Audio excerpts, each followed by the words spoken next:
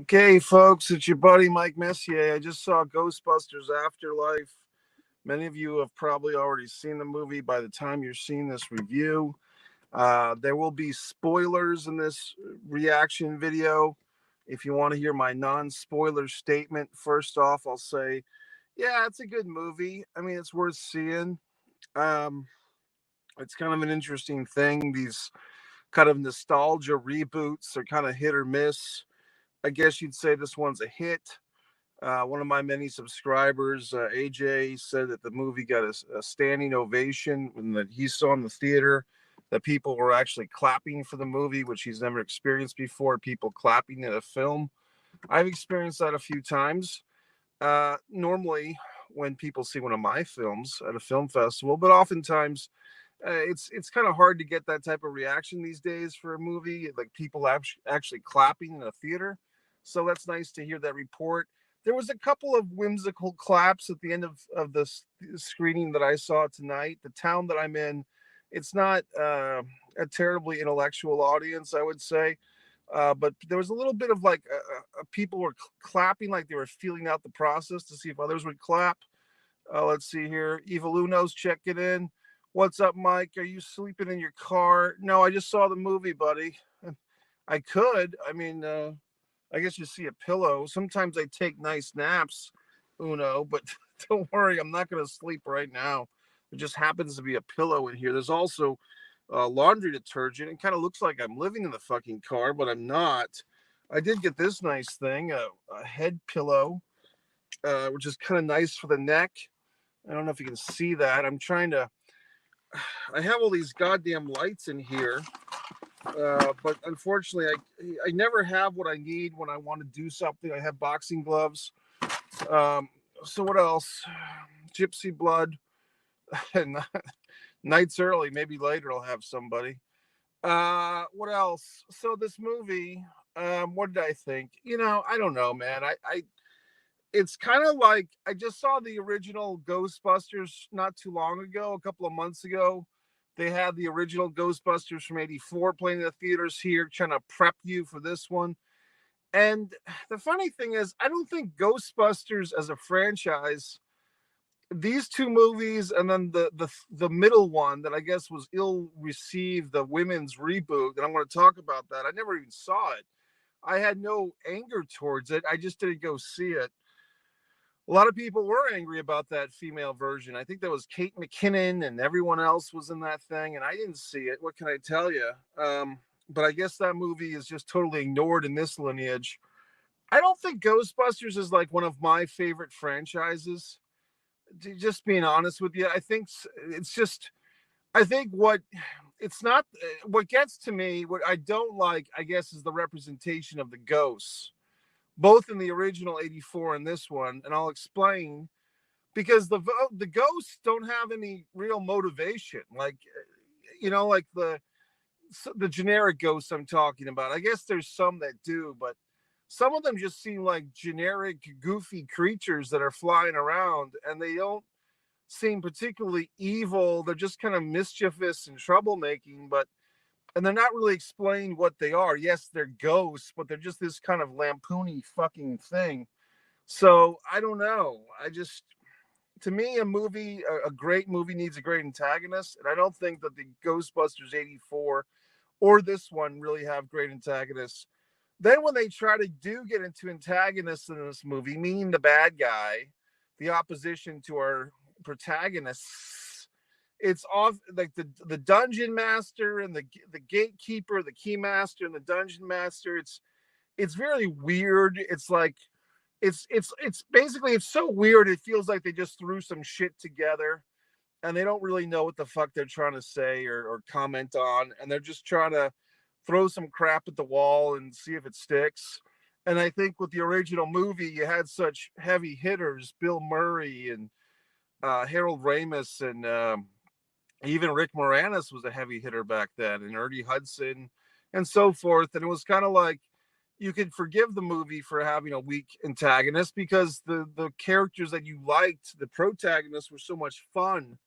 You know what I mean? And it was kind of the days of you could just throw Bill Murray in a comedy, whether it was Stripes or this or whatever the fuck, and get away with it. AJ's checking in. He's my buddy that saw the movie, had the standing ovation.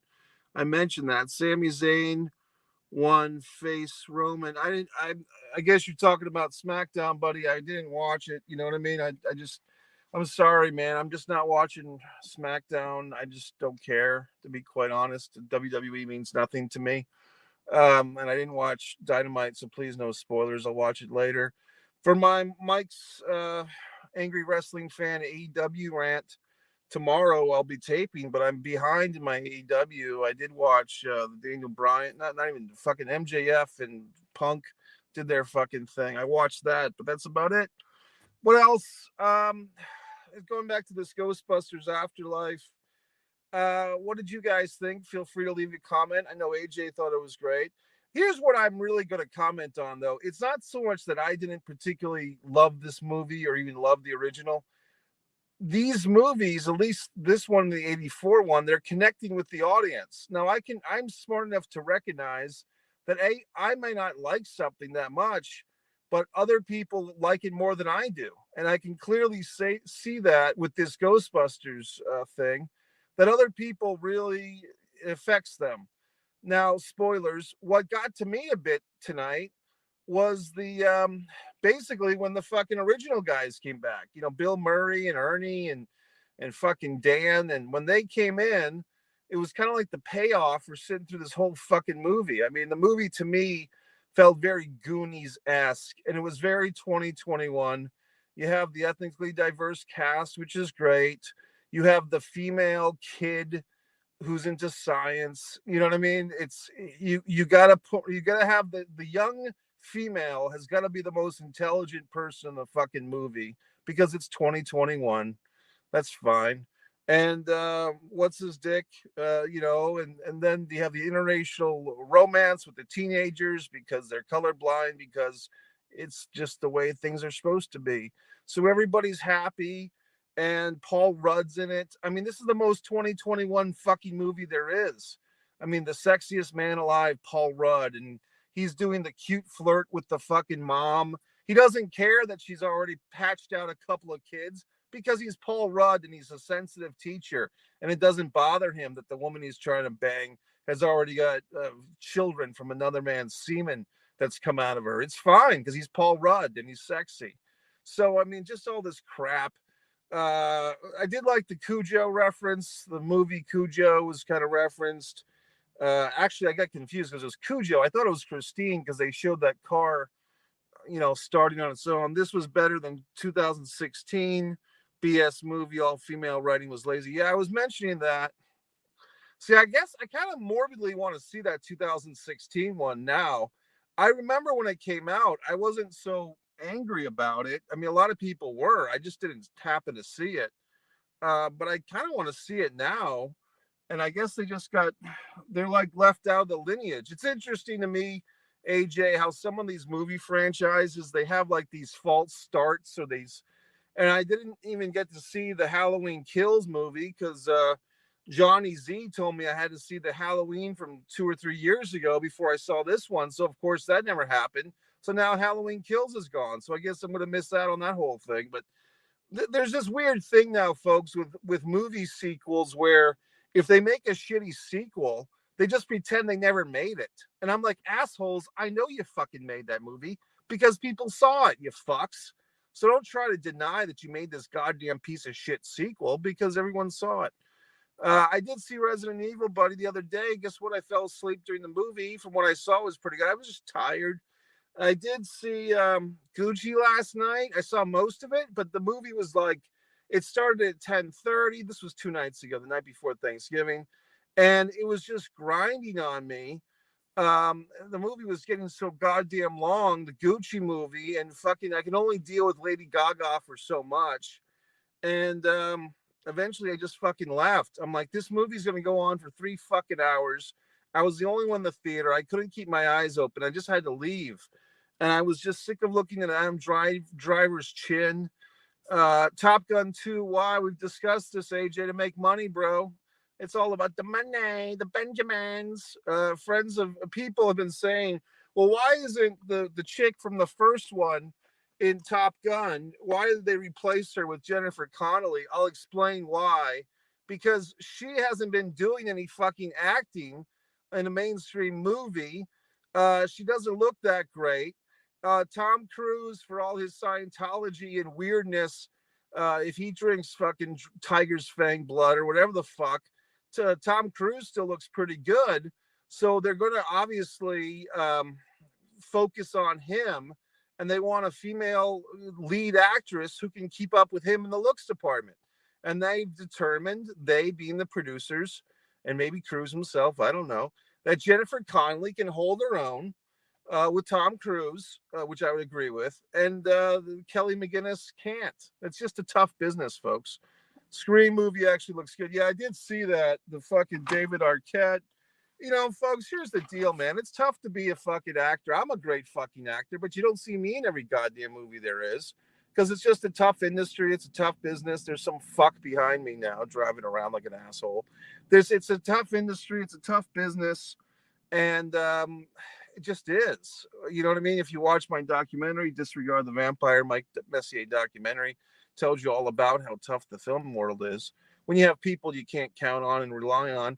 I'm a little bit bent. I did notice in this fucking Ghostbusters movie, prominently listed in the fucking credits is a co-producer, someone who I've known in real life, whose career is doing much better than mine. And this individual and I always had a testy relationship, not based on anything I did or this other individual did, but because of the assholes in between that were fucks. And unfortunately, me and this person, I don't think ever really had a proper go at it because we were dealing with fucks. Now, this individual is going on to fucking co-produce all these big time movies, and I'm sitting here in my car with you. That's okay. Danny Trejo should have award for most movies and TV shows. Yeah, Danny's been around the block. He does his fucking thing.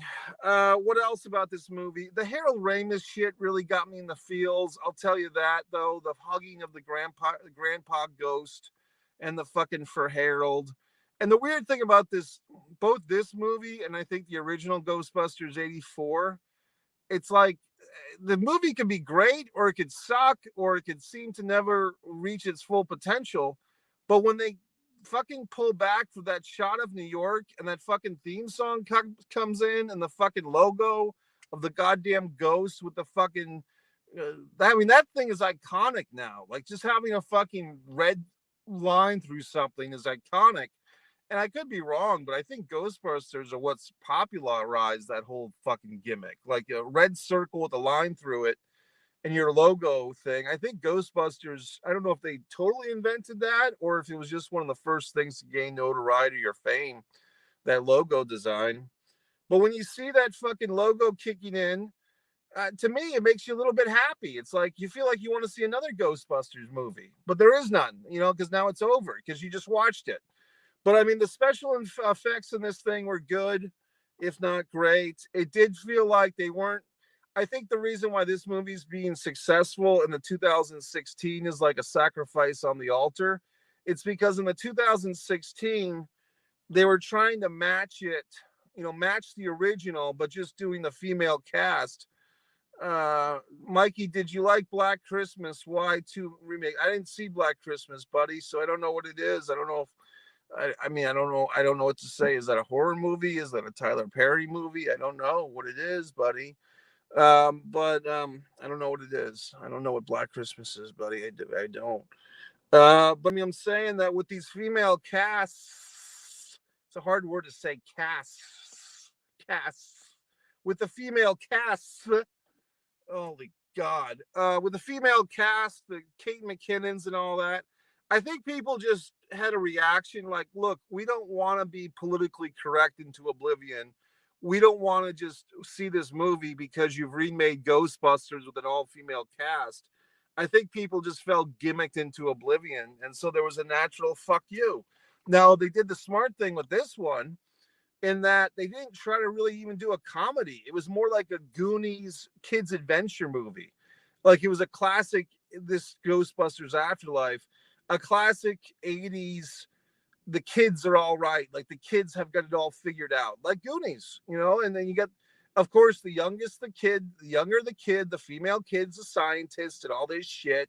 And then you have the kids have these little cute little romances, these non-sexual romances that the kids have. So it's all fun. Oh boy, Tom Green, Freddy Got Fingered was worst movie I saw. I wanted my money back in my time. I hear you, buddy. Well, if you watch Blood Sugar Sedace, my film, Michael AJ Norris, you won't feel that way. Blood Sugar Sedace on the originals list, Mike Messier list. Nature of the Flame, my short film Thanksgiving. People have always enjoyed it. Thanksgiving, of course, I'll be. One of my acting performances will be featured Mr. Birthday, coming soon to streaming video on demand. People are saying, Mike, how can I see your movie? Look, I don't know. It's on video on demand. Just anything you have, any remote control or computer you have, you can find Mr. Birthday with Eric Roberts, myself, and a cast of other people. A wonderful film. Dan Hunter, this hot young director. It's very exciting. So I'll be doing that promotion next week. As a matter of fact, I'll be hitting the road again, folks. So if you stick with the channel, you'll see some more road trip videos. I just feel like I've been driving so much, putting the miles on the car. I feel like Dick Slater in the old Mid-Atlantic Territory, working for Bill Watts on a shot on the weekend. It's crazy how much I'm hustling and doing things, how active and exciting my life is now. It's unbelievable. I'll be up and down the East Coast again. I feel like I just returned, but I'm going back on the road in a couple of days. It'd be very exciting. I'll be driving up the East Coast to promote Mr. Birthday 2021. What else can I say about Ghostbusters Afterlife? I think I kind of just said, I think other people like this movie more than I do. Okay, here's a critique, here's a criticism, and I'm going to go for the fucking throat. Mikey, fast food places are struggling with workers. I work at Wendy's. It's a hard job. We thank you for your service because people like myself eat a lot of fast food to the drive-through. I appreciate you putting the time in. I did have that chicken fucking green pepper sandwich, the jalapeno pepper. It was very spicy. Michael AJ, last summer you told me all about it. I did do a review, but the video got sacrificed somehow to the video gods. What else could I say? Okay, here's my critique of this film. This young actress who really is kind of the star of the thing, the daughter. Um, Look, when you're working with CGI effects, it's hard for an actor, and some are just better than others.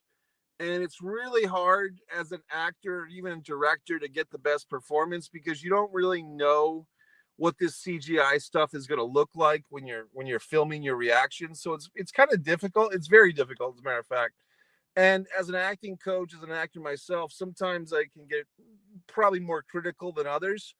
But I did see a lot of this young actress girl, like whenever something wacky would happen with the CGI, she kind of had the same expression over and over. I want to get, she go, like, she just had like that same fucking look, like the mouth half open and the eyes like, how do I, just, and there's a certain, it's just that dumb expression that actors have to do when something wacky happens, where they have to just, their mouth goes agape. Like they don't have a fucking dialogue. They just, their mouth opens and they go, and she just did. I didn't like her performance in that because it was very robotic. It's the same thing over and over. Just just, I don't get it. So that's my fucking critique. But like I said, the actors, it's tough because when you're relying on these CGIs for your goddamn movies, what do you expect? What are you gonna get? So I just, it is what it fucking is. I'm sure everyone that's involved in this movie is making money, and people went to see it. And there was a person in the film industry years ago that used to say, you bust your ass to make a movie, you put your blood, sweat, and tears on it, you work on it for 4 years, and then you're so proud when your movie goes into the theater, and then the paying audience comes in and they see it. And if the movie's great or if the movie's good, the lights go up after 2 hours, and the guy says to his wife, it was okay. You know what I mean? So it's just a tough industry. It really is. So that's it. That's Mike's instant movie fucking review. Look at Monty and the Pharaoh tomorrow. I guess I'll fucking do a goddamn AEW video. The AEW apologist. Although I don't know what else to say. I mean, I've said my piece with wrestling. I did not watch SmackDown tonight. I did not watch fucking what's its fuck. Charlotte and Andrea are over, and Charlotte is being real about being this overhyped bitch. This Becky Lynch is the real deal. Well, look, man, that's the last WWE match I've watched, buddy. Was the Becky Lynch Charlotte match in Survivor Series, and I haven't watched a WWE match since. I didn't watch any of the rest of the show.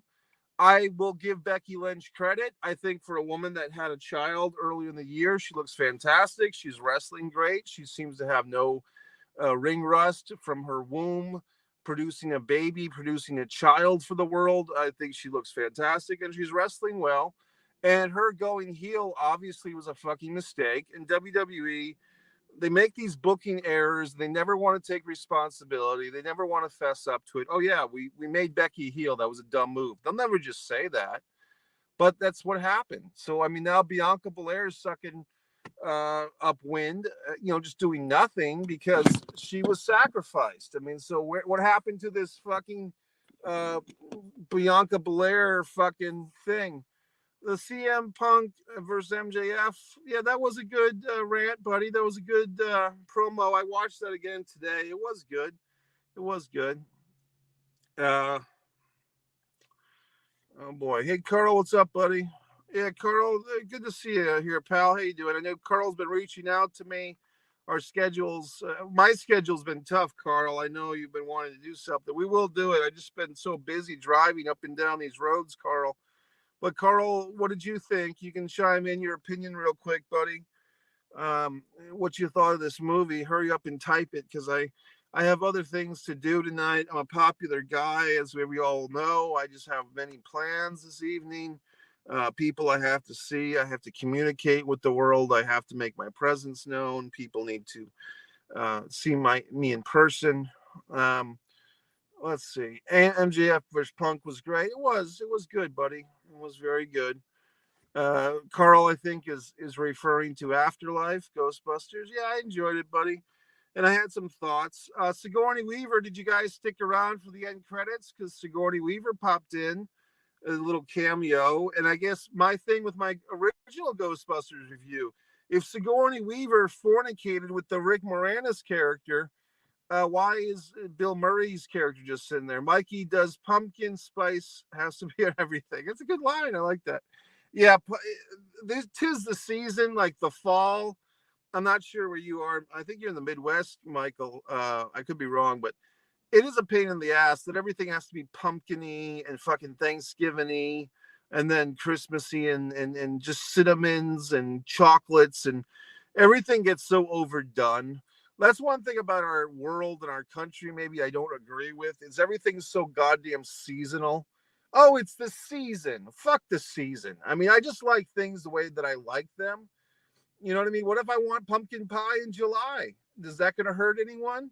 You know what I mean? Why does everything have to be so seasonal? It's just annoying as fuck if you think about it. Oh, it's not in season. Oh, go fuck your season. Freeze it. Put it in a fucking freezer. I want 24-hour seasons. Eggnog, never liked it, buddy. I've had about 2 sips of eggnog in my life. It doesn't agree with me, as assholes say. This is another stupid expression, another word I hate. It doesn't agree with me. Well, what the fuck does? You know what I mean? It doesn't agree with me. Holy fuck. Go fuck yourself. You know what I mean? Eggnog doesn't agree with me. Okay, you're an asshole. You know what I mean? If things don't agree with you, you're a fuck. You know what I mean? It's just ridiculous. It doesn't agree with me, but eggnog doesn't agree with me. Oh, wait, watch this. Just a stupid kid with their fucking acting in the CGI.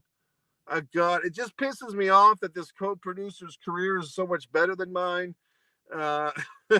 And these assholes that were the intermediaries 10 years ago fucked everything up, which is always the case. You know what I mean? I hate this industry. It fucks you in the ass, and there's no fucking reward for talent and skill and fucking anything. Otherwise, I'd be the most famous asshole in the world right now. But in any fucking event, okay, gentle fucks. Oh, I forgot the goddamn banner. I had this fucking banner the whole time. Uh, fuck. Here it is. Look at that. Exciting. We waited 25 minutes for that. And I had written the fucking afterlife shit in there, and now it's gone. Well, in any event, okay, gentle fucks. Gentlemen, have a nice weekend. Check in. Watch the Thanksgiving short film, Blood Sugar Today's. Thanks for checking in, AJ, Carl, Evil Uno. We got more comments. Boy, oh boy. Well, that's it for the comments. Thank you, gentlemen. Afterlife, pretty good movie. Pretty good. Pretty good.